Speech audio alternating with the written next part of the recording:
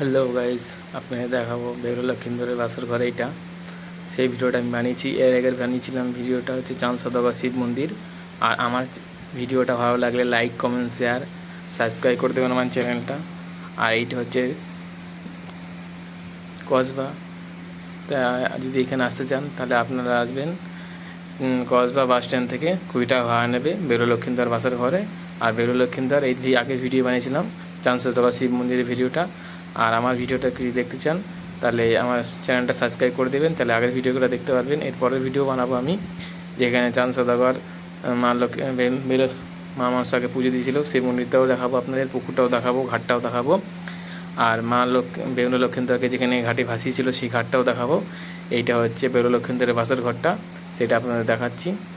এই ভিডিওটা ভেতরে ঢোকা বারণ আছে, তাই আমি ভেতরে ঢুকতে পারছি না।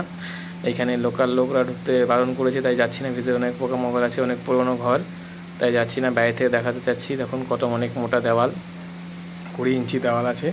ঘরটা দেবে গেছে, ভেঙেও গেছে, তাই আপনাদের বাইরে থেকে যতটা বড় দেখাবো।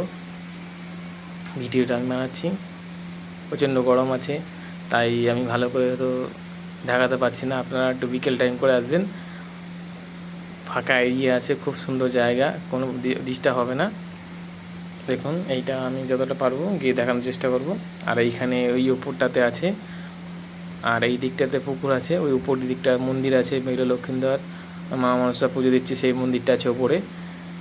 সেটা আপনাদের দেখানোর জন্য উপরে যাচ্ছি। অনেকটা উঁচু জায়গা, দেখে বুঝতে পারবেন না ভিডিওতে। সামনে গেলে সামনে থাকলে পরে বুঝতে পারবেন কতটা উঁচু জায়গা এটা। আপনাদের নিয়ে যাচ্ছি দেখানো সেই জায়গাটা। এখানে বেরুল লক্ষিন্দর আছে, আর বেরুল লক্ষিন্দরের সঙ্গে মনসাকে পুজো দিচ্ছে চাঁদ সদাগর, সেটাও দেখাবো আপনাদের। মন্দির করা আছে, পুরোনো মন্দিরটা ভেঙে গেছে, তাই নতুন করে বানানো আছে এটা।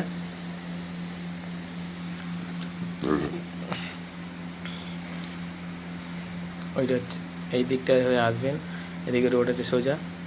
দেখুন অনেকটা উঁচু জায়গা, আপনাদের দেখাবো। যতটা ভালো করে দেখানোর চেষ্টা করব আপনাদের যেন অসুবিধা হয়, ততটা ভালো করে ভিডিওটা বানানোর চেষ্টা করছি আস্তে আস্তে। দেখুন এখানে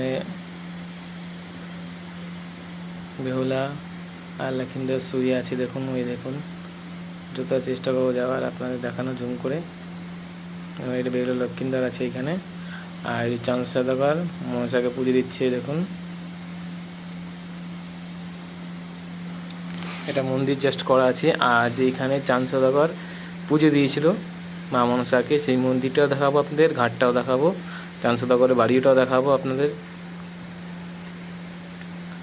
আগের ভিডিওতে বানানো আছে আমার চাঁদ সদাগর শিব মন্দিরটা, যেখানে শিব পুজো করতো চাঁদ সদাগর সেইখানে। দেখুন ওই দিকটাতে, ওই বটগাছটার ওইখানটাতে আমি আগের ভিডিও বানিয়েছি। ওই দেখুন ওইখানে বটগাছটা দেখা যাচ্ছে জোরে, সেই বটগাছটার নিচে মন্দিরটা আছে, অনেক 1 কিলোমিটার হবে।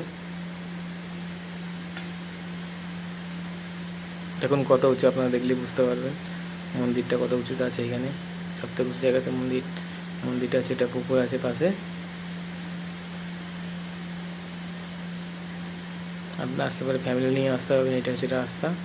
এই দেখুন আবার সেই বেরুল লক্ষিন্দরে যতটা পারবো ভেতরটা দেখানোর চেষ্টা করবো। ভেতরে তো কিছু নেই, তাও দেখানোর চেষ্টা করছি। দেখুন কত জঙ্গল হয়ে আছে,